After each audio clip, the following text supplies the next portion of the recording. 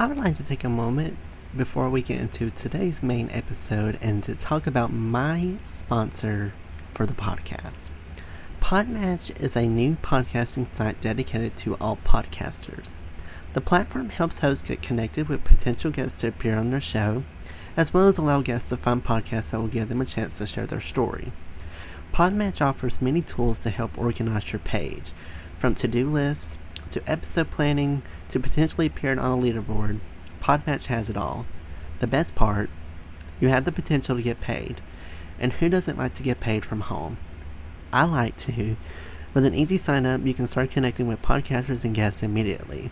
I have been a part of Podmatch since the beginning of May, and I have got to say that it was the best decision I've ever made because Podmatch helps your podcast grow. It helps you get connected with people that have very interesting, very compelling background stories that are just waiting for their story to be shared. So if you are a host or guest and would like to start building professional relationships, explore more opportunities, and have your story shared, I highly suggest that you sign up with Podmatch today by going to joinpodmatch.com/lethal venom to start expanding your network in seconds. I would like to give another huge thank you to Podmatch for sponsoring this episode.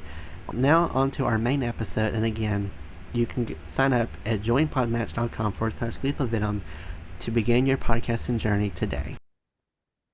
Hello everyone, welcome to the Lethal Venom Podcast, the show where I talk about anything I want with the honest to God truth and the last told. Today I'm joined by Mr. Wes Towers. He runs the Uplift 360, which is a digital agency for builders and trades. His focus is really simple: smarter websites, practical SEO, and growth you can measure. He earned his playbook on real jobs, not in theory, and now helps others skip the painful lessons. So he's here to talk all about his company, Uplift 360, and just kind of share some helpful advice to my listeners today. So, Wes, thank you so much for coming on today.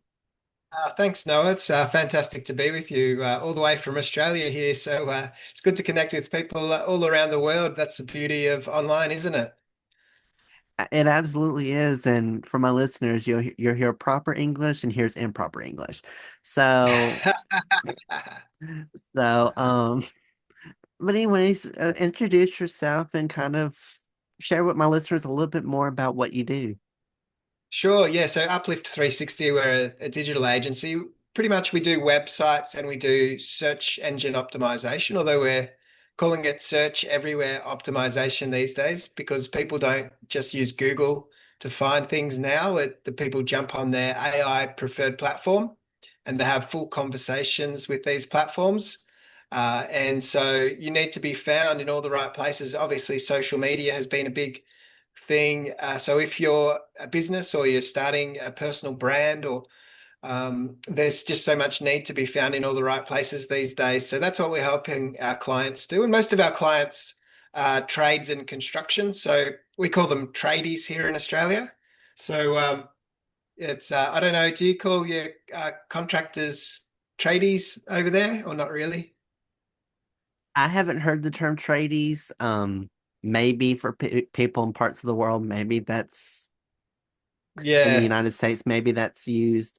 I'm from the deep south, so of course, we don't have many huge cities here. Maybe in a bigger city it is, but I haven't heard of yeah. tradies. Yeah, that's all right. Yeah, so that's what we call them here. We tend to shorten everything here and have nicknames, we call it. So yeah, so that's what I do. And so um, I've been running the business 20 years, and so it's been through lots of transitions and lots to learn. So realistically, when I started the business, I was totally naive to running businesses. I had no idea what to do, how to do it. I was working in marketing companies doing websites and so on, but I was always behind the scenes, so I never had dealings with clients or talking to people and all that kind of stuff, or running businesses or running bookkeeping or so I started completely naively and somehow survived all of that. Things change fast online, so websites evolve fast and their people's needs. I've always said if I stopped building websites today, then maybe in a couple of years' time, I wouldn't be up to speed with the latest trends. But for the last 3 years, that's been increasing even at a greater speed because the technology is evolving so fast. I mentioned AI; it's transforming the way in which lots of businesses operate. And so, certainly with what we do, with websites and the techie kind of things, it's a great tool because it helps us to be more efficient, but it's curious to know where everything goes in the next couple of years. So there's lots of different predictions and um, concerns around what might happen to different career paths. So I'm just making the most of the opportunities as they present themselves, trying to build my personal brand, getting on podcasts like this to build personal brands. So and that's great because when I'm a podcast, the beauty of it is it's a collaboration. So all of a sudden, I'm with someone with their own network and their own connections. And so when something's published and then we share it to both of our networks, then the reach is so far greater. And so it's an investment of time, of course, from the host and the guests. In this instance, Noah and myself. But the value that it can produce for all the listeners, it can reach so many more people than just trying to do something on your own. So that's why I love podcasting. And well done, Noah, for what you've set up with Lethal Venom. I love the name, by the way. How did you come up with the name? The name kind of came from I always had been silenced my whole life, and so I never was able to really fully say my truth out there. And the name kind of is a play on words with how venom is lethal to people, and that's how the truth can be sometimes. The truth can hurt, and so that's kind of how the name came to be. It's a play on words of how um um description of how venom is lethal to people. So the truth's the same way. So it's a thing of saying the truth hurts. Yeah. That's really interesting. And so that's definitely true. I think a lot of people experience that feeling of being silenced or not being accepted. Um, it happens a lot, I suppose. Does it, in your instance, did it feel as though it was just a community thing that didn't silence you? Or I'm curious. I'm interviewing you, but yeah, really curious to know. Um, it was a lot of the people I was hanging around with. Mhm. Every time I basically tried to say something, they just shut me up and wouldn't let me say anything. And I think a few years ago, I kind of was like, I'm tired of being silent. So I started to be very vocal, especially with mental health. I have suffered from mental health issues. And um, when I first got diagnosed with it in high school and middle school, people tend to just really ignore me and all this stuff. So they never really heard the full truth of it all. And then after I had graduated from high school, everyone basically shunned me out. They kind of left me for the wolves to feast on. And I was in my own league. And I think one day I just kind of woke up and was just like, I'm tired of dealing with it. I'm tired of dealing with all this stress and drama, and I don't want to be silenced anymore.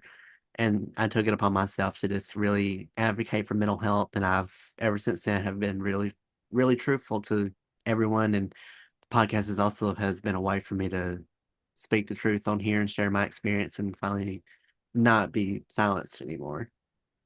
Yeah, brilliant. I love what you're doing. And certainly mental health is something that affects probably everybody at some point, but for some people, obviously over a greater amount of time. So certainly I had a few years back, I had some work with a psychologist, which was really helpful.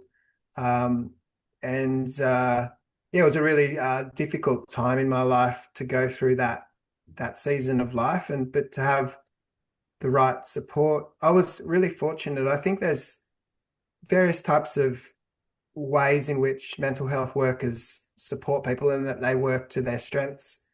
But I was really fortunate who I found who was really quite progressive in the way in which she thought about things.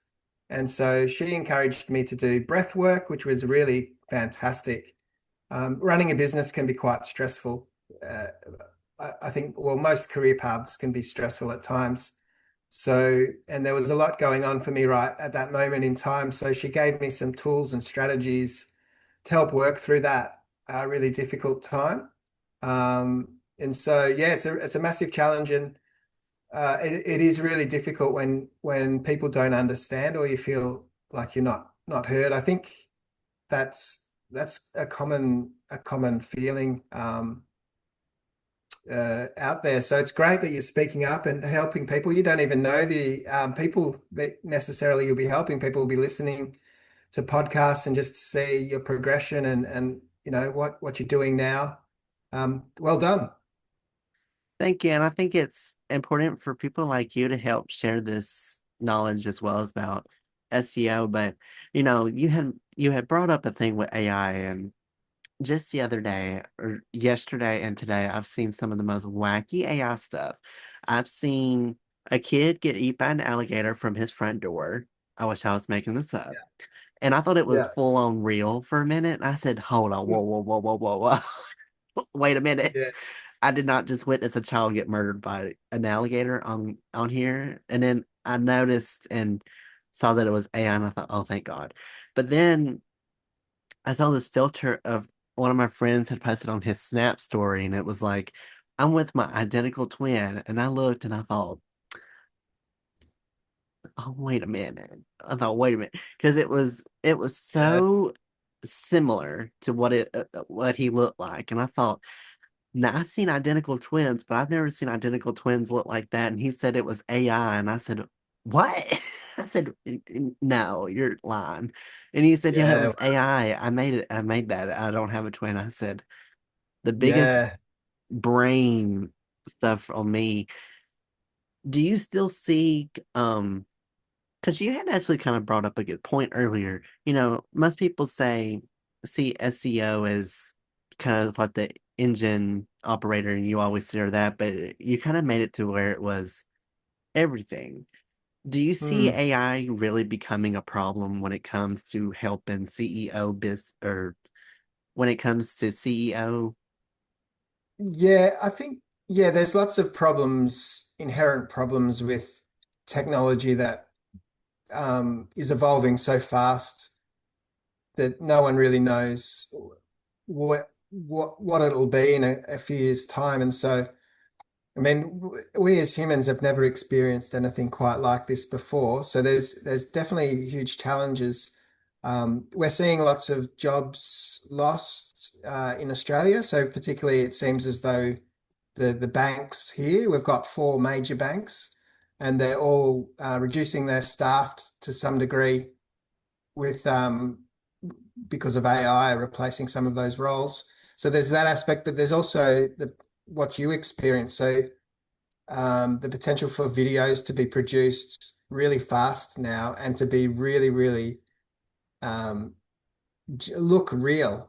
And so, Mm, and the technology is still so new. It's going to become even more sophisticated. So it is challenging. So it's like you can kind of sense normally if a video is real, if it's really the person because something's not quite right. But that's perceivable that'll not be the case for much longer. But there's certainly challenges. I don't know. I can't say that I'm an expert, but I don't think anyone can really claim to be an expert. Even the people who create AI don't know precisely how it works. And so mm, that creates a whole bunch of challenges. And there's the privacy issues of people putting in lots of personal information into their, say, health related things into their chat GPT, for example, or whatever they want to use. Well, where does that information go? And is it really private? And what happens? I often joke I use my ChatGPT as a counselor. So if I've got an issue, I'm kind of talking to my phone and sorting through issues. But there's there's potential risks involved in all of that. That's the consequences. But from a business standpoint, it really can be a way to amplify your message. So you've got to, so in marketing and business, you want to be seen and found everywhere you possibly can. So online, you want to show up in Google and you want to be found anywhere people are searching for on socials. So once you've got a message, you can syndicate that message far and wide, really cost effectively and time efficient. The problem with that is that everyone else can do the same thing. So what we've got is an influx of information, and there's not necessarily any way to discriminate what good and bad information is. And so the other thing too with the way platforms work is it tends to funnel you into, it tends to give you the information you want. So if you end up in dark places, for example, then for the platforms to keep you engaged, you tend to get other information that takes you even to darker places potentially. So, and you're not necessarily getting a balanced worldview. So it just feels as though all these things combining at once is just creating so many risks that I don't quite know how we deal with. I'm lucky I'm not in government or anything like that to have to deal with any of that stuff. All I'm doing as a small business operator is using the tools to advantage to get our message out there, getting found, helping our clients do the same, getting their voice and message and brand out there, their personal brand out there, and doing the best we can with the new tools. It's exciting and terrifying, really.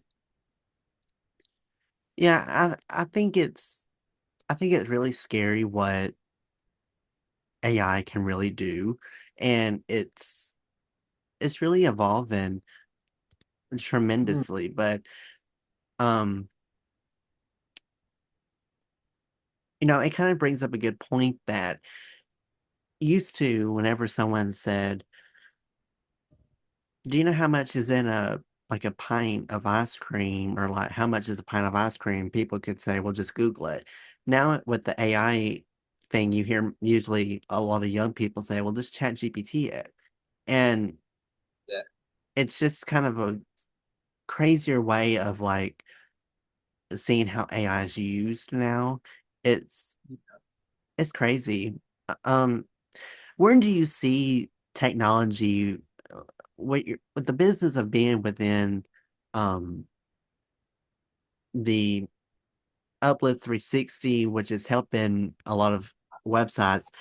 How where do you see technology really becoming a problem for companies that are trying to help websites? Yeah, so it really is a challenge just to stay up to speed with all the tools and technology. Um, so it's becoming easier and easier to build a website fast that's of reasonable quality. It's perceivable that eventually it's just going to be so simple that anyone can do it. Now, right now, people still need a company like ours to get a great quality job and job a great outcome. So it's producing what they want it to do, which is typically to grow their businesses. So people still need businesses like ours. It's perceivable that eventually maybe they don't need as much of the technical work done from people like me. It might be that they need more of the marketing insights or the personal touch that I can bring that just comes from experience. Because we're really niched into who we work with, trades and construction.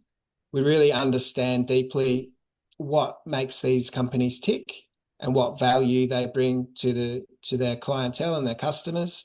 So we're able to get them great results faster than if they were to dabble and try and do these things themselves. So the technology will just mean I need to sharpen my game and sharpen my the way in which I approach business because it'll be less about the technical and more about those additional insights that I can bring. Why is it so many construction companies still struggle to stand out online in this economy? Well, it is an interesting thing. So, and I think you guys experienced a similar scenario in that we had a really big boom time a few years back where all the construction and trade related businesses were doing incredibly well, and therefore because they were so busy, they didn't have to fight hard to get work because they just had an abundance of work. They could even be selective and turn work away that wasn't really great for them or just didn't want to do. And that meant they could get sloppy. So their marketing really was stale. Their websites certainly were outdated. So they were outdated from a technical standpoint, but also the message. Sometimes businesses typically evolve their service offering all the time. So over the course of years, things change. So during those boom times, most people's websites were way outdated, but now the things are a bit tighter. There's a cost of living crisis here in Australia. Certainly in my region, Victoria, it's probably the worst of Australia in terms of the cost of living. And there's been, construction companies going out of business and the kick-on effect of that of lots of different businesses being affected. So everyone needs to do better online in their marketing. So they want to improve their websites to get better value from it, to get a return on the investment that they've made. So that's great for me. It's a shame sometimes it's just human nature that we let things slip in those great boom times when realistically it would have been ideal if they kept things up to date during those times in readiness for the downturn which we're experiencing now. But human nature is we just let those things slip until we need to fix them and get back onto them. So yeah, so that's what we're kind of doing now, helping people build their websites and helping them be found everywhere. Search engine optimization, search everywhere optimization, helping them be found and mentioned in the AI platforms. ChatGPT is the one still the most popular. There are others. They kind of all work the same. So they're just trying to surface the most useful information for a particular conversation because it's all conversational, what people are doing. So to surface that best information. So therefore that means you need that information in your website so it can surface and your business can be represented online. So that's what we're helping clients do to publish that content. There's pros and cons of creating content because it's so easy to create content. People just jump on a tool and let the tool do all the work, but it's not authentically them. It's they've not added anything new or unique to the story. Therefore, there's no value in it. But if you can have it uniquely your message and your content in your voice, in the way in which you communicate, and uniquely things that you believe to be true, then it's adding value to the conversation. And these conversational large language models will pick it up ideally. So why does the construction really does lag in digital marketing, and how do leaders close the gap? Yeah, so because they're just the natural tendency of how these businesses are usually started. What tends to happen is someone will start out as an apprentice in one of these trades, and they'll work their way up, be fully qualified. They might work their way into some form of leadership role, and then they might eventually start their own company doing the same services that they've been trained to do. So they're very hands-on, practical, pragmatic people, and that's fantastic. They're wonderful at what they do, and so they should be. But sometimes they're more reluctant to be digital, to be online. They're just not desk people by nature, oftentimes. So just by that very nature of not being behind a desk, they're not necessarily that tech savvy. The challenge with that is you are not your customer. So your customers might be really tech savvy. So it's important to be showing up and be seen in all these places. And that's why they need the support from professionals. And it's ideal to get expert advice in the areas in which you're not trained in. So marketing, websites, all those topics that these founders, whilst great at their business, aren't necessarily making the most of the opportunities. Kind of switching gears back to um, how for companies that you've worked with, have there been any particular company brands that tend to have the most trouble when it seems to they have kind of a hard time starting a business, or they're trying to get like their word out there. Do you have like a particular, is there like a field of companies that really have this problem, whether it's like restaurants, if it's business firms, if it's huge manufactured offices? What's been kind of the range of businesses you've worked with? Yeah, so it's normally what happens is oftentimes people will find, so we work with mainly construction and trades companies, so we'll speak to that. So oftentimes they find it easy to start a solo venture, so just themselves selling their time, their skills, because they're familiar with that, because that's what they've always done. But getting to the next level and building out a team, so getting enough work in that requires a whole team, that feels like a massive jump. Um, Hiring that first person is the most challenging because what when you're starting, you only need to have enough of an income to support the effectively one person wage. Once you go to two people, you need to double that income really fast because you're needing to support two people's wages if they're full time. But then it gets easier and easier. So the third person, it's only a 30%, 33% additional workload you need to fulfill to keep everyone busy. And then the fourth person, it's only 25%. So you can see how once you start to once you start to scale, things do become easier. So to a point. So just different challenges arise. So I think I think it's the no matter what industry you're in, it's about starting where you're at and starting if you can start small as yourself, that's great. But having a plan in place that can help you scale to a greater size without having too much of a lag for income to support the additional salaries. Yeah, that's the biggest shift. So you need strong marketing that can grow your business in a fast manner, so you can get to that next step. That's the thing I think most companies fall down and never grow to their full capacity or to the size in which the founder would like it to, just because they can't get that acceleration fast enough to build out a team successfully. With these small businesses, what are some common costly website mistakes that businesses make that new businesses can actually prevent? And if people that have made websites have made them, but they have costed so much money on it, how can they fix it fast where they can start saving money immediately? Often what happens with a website is you'll build it today and you'll be really happy with it. And the information and the design looks good and it's ideal. It's perfect for what you wanted at that time. But things change so fast in business. So what happens is people start to look to introduce more into the website over the course of months and years. And so more and more gets pushed into the website. And so the message actually gets diluted because you're starting to say too many things, and it's a confused mind finds it hard to make a decision. The last thing you want to do with a website is to create confusion. It needs to be clear, compelling, concise. So people know exactly what the next step is, and that might be to request a quote or to book something in or to buy something. It needs to be super simple for people to understand what the next logical step is. But once over the course of months and years, people keep changing things and pushing things in, it becomes a mess.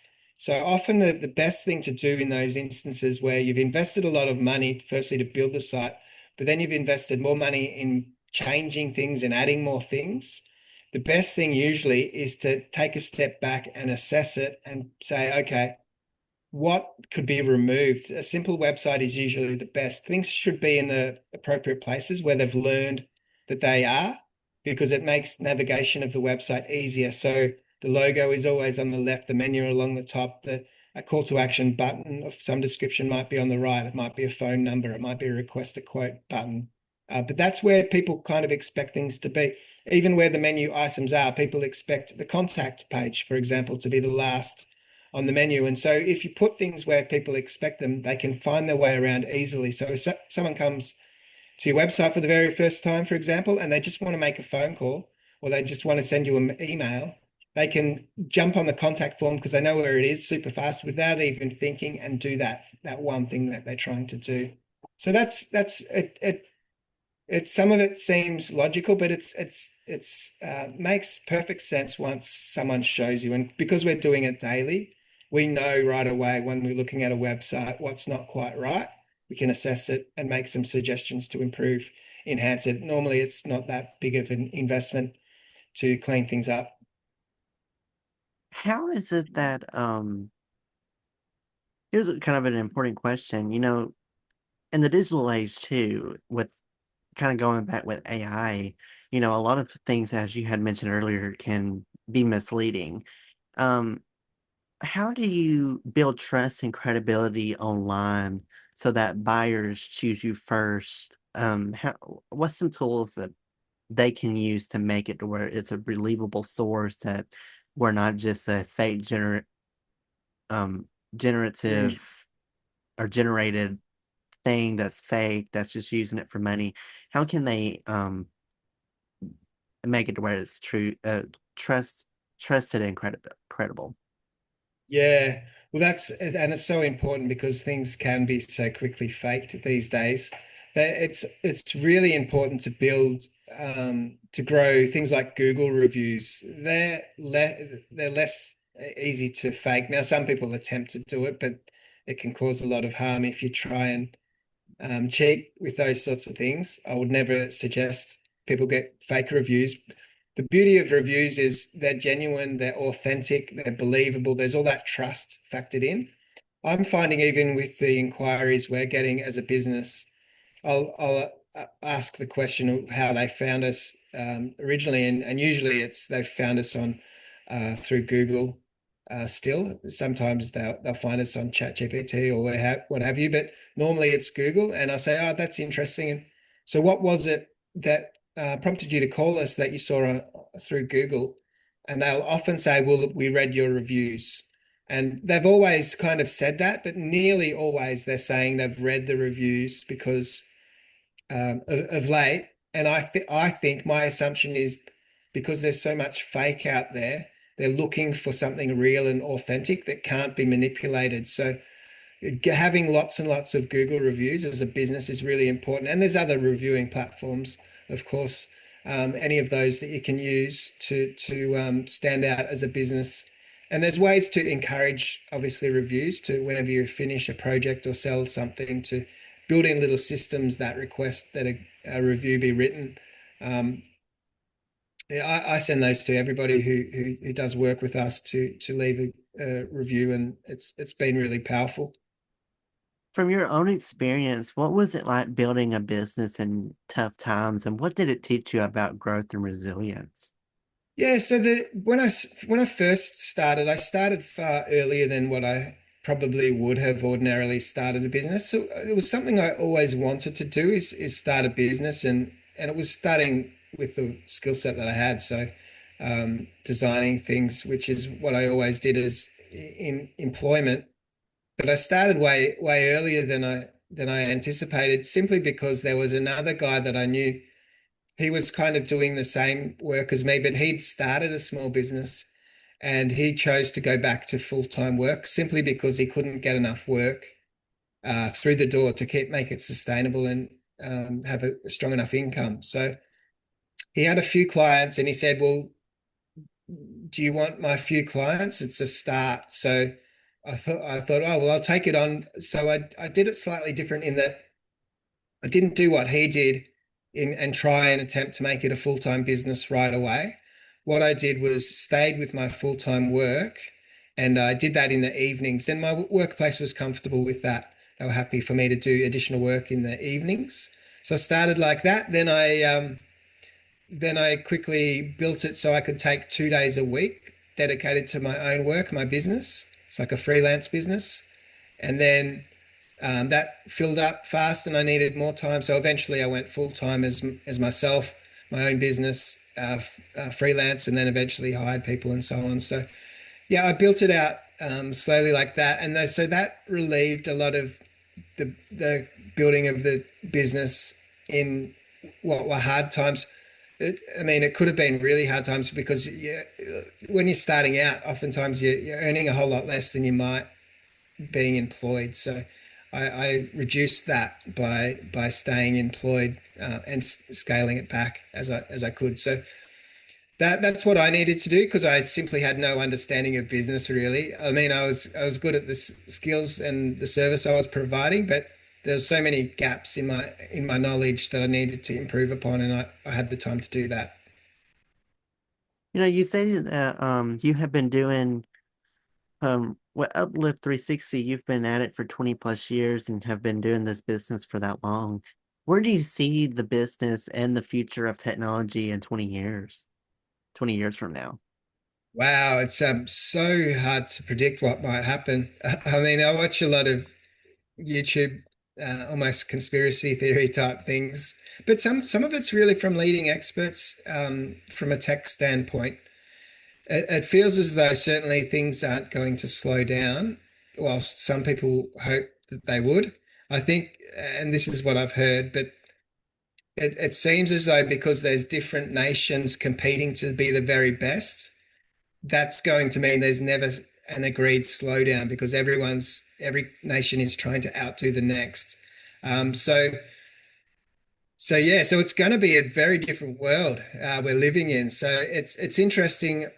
I don't know what the workplace looks like for my kids as they're coming through. My eldest son, he works with me 1 day a week, doing the social media marketing and publishing and so on. So that's great to have him on board. But I just don't know what the future of workplaces look like in 20. That's just in the next few years. I don't know what it look like in 20 years. It could be a vastly different world. But I think the people who try and stay ahead in the tech and do their best to stay relevant in their industries. I think there's going to be a small population that do really well. And unfortunately, I do think the majority possibly will find really hard times. So it's really important right now to make the most of your skills and to stay upskilled, so you're ready for the next whatever it is. If you were starting the business today, what is the single biggest move you would make first?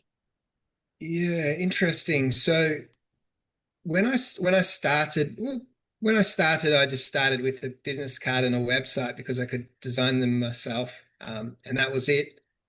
Uh, a little while after, I started getting to networking groups. I think I would have started going to networking events earlier if I had have known the power of them. And there's the benefit for a number of reasons, but one of them is the the just speaking publicly to people. So some of the networking groups, you'll have an opportunity to stand up and present your business. I was in one that every week you would stand up with the members and talk about your business for a minute, I think it was. And each week you would mention something new different about your business. So present in a slightly different way so people could learn new aspects of what you're up to. I think I think the benefit of standing up and speaking in those circumstances was the best thing I could have done for my business at that time. I don't go to those particular networking groups anymore, but I think the value was really powerful. So I'd certainly do that. I would have done that. Having known the power of it now, I would have done it from day one. What advice do you have for people that are usually, if they are wanting to seek out to companies to help them build a website and they're looking for recommendations, what's some key advice that you have for them on how to find the right company that works for them that's not a scam and that would actually be beneficial to them? Yeah, it can be a really difficult. I can appreciate it's really difficult for people to choose who they use for website designing and SEO simply because there's so many providers out there and the price points can be vastly different. So it depends on what you're getting a quote for, but it might be from $100 to $10,000, and for the same job sometimes that might be a bit extreme, but it's and people don't know exactly what they get for the different price points and what's the value. So it is so you mentioned that to get recommendations is really important where you can. So ask people who have been through the experience themselves, who that if they've been happy with who they've used. From my point of view, we get most of our work through recommendation, simply because there is so much concern in our industry. So I'm just fortunate to have great clients who continue to refer work to us and build that way. So there's so many things that could go wrong in building a website. So one thing is they'll build a website in proprietary software. So that's software that's owned by a particular company. And once your website lives in that space, you're locked in. So anything new you want to do, it's you're locked to that company to provide it, or just start again and build from scratch again. I've seen that lots of times where companies might charge a really low starting cost, but for every page that they add, it's an additional monthly fee, and it might not be much. It might be $10 per page, but if they were to start blogging and publishing something new every week, and that counts as a new page, $10, you can see how over the course of a few years, you're paying an exorbitant amount of money every month. So whilst it started out cheap, it ends up costly. So lots of things to be careful of in those kind of things. I would say always that if you can, avoid the proprietary software so you're not locked in. If you use someone who uses open source software, which is what we use, but WordPress is what we use, then if you weren't happy with us, you could take your website and take it to another provider. And there's lots of companies who use WordPress. So you're not locked in for the long term, which is just safeguarding yourself. Well, Wes, I appreciate you so much for coming on here and sharing this. I think it is important for people to hear this and to get, I think it's great what you're doing of trying to get people aware of the side effects of what's going on about what um if you're not careful this could happen. If people would like to if they would like to learn more about Uplift 360 and maybe if they would like to get some advice through there, where can they find Uplift 360 and as well as some social media accounts that they can also follow you on? Yeah, definitely. So uplift360.com.au, being an Australian business, it's got the AU on there. And so from there, you'll find all the social platforms just down in the footer. Even my personal LinkedIn is there. So I'm happy for people to connect with me on my personal LinkedIn. I'll accept everybody. I will put all of his links in the description box below. I'll put his website as well as the social media accounts for him in there as well, so it's easy access for you guys. Um, Feel free to also follow me on social media as well. Instagram and TikTok at Lethal Venom Podcast, as well as Facebook, Twitter, and YouTube. It's Noah's Podcast for those. And as always, listen to Lethal Venom wherever you get your podcast from. I'm on all the major platforms. Spotify, Apple, Amazon, iHeartRadio, YouTube, Pandora. It's everywhere. So feel free to follow it so that you'll get notified when new episodes drop. Thank you to everyone for tuning in today's episode. Hope y'all have a great rest of your day and week. Be good, make good decisions, be safe, and I'll see you all in the next episode of Lethal Venom.